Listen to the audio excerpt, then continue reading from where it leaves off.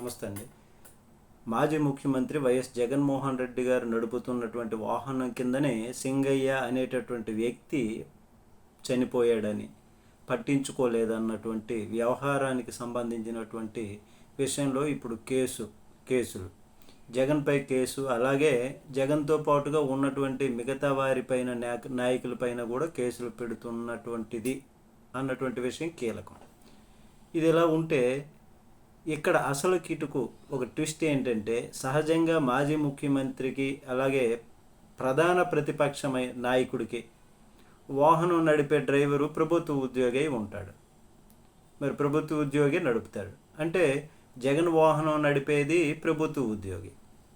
మొదటి నుంచి కూడా ఎవరు నడిపితే వారికి అలవాటు కాదు. ప్రభుత్వాలు ఉండొచ్చు, ప్రభుత్వాలు లేకపోవచ్చు, ప్రతిపక్షాలకు వెళ్ళవచ్చు, అధికార పక్షంలో ఉండొచ్చు. చంద్రబాబు గారికైనా వాహనం నడిపేటటువంటి వ్యక్తి ఒకే వ్యక్తిని అలా ఉంచుతుంటారు.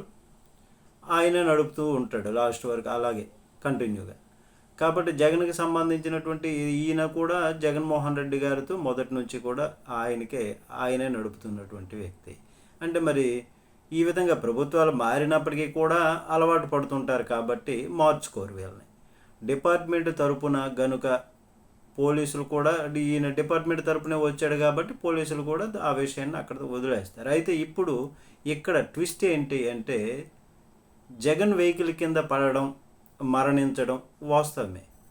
అతనిపై కేసు అయితే తన ద్వారా జగనే పోనీయమన్నాడు అని చెప్పమని అతనిపైన ఒత్తిడి తెస్తున్నారన్నది వైసీపీకి సంబంధించినటువంటి సొంత మీడియా సాక్షి తెలియజేస్తున్నటువంటి విషయం.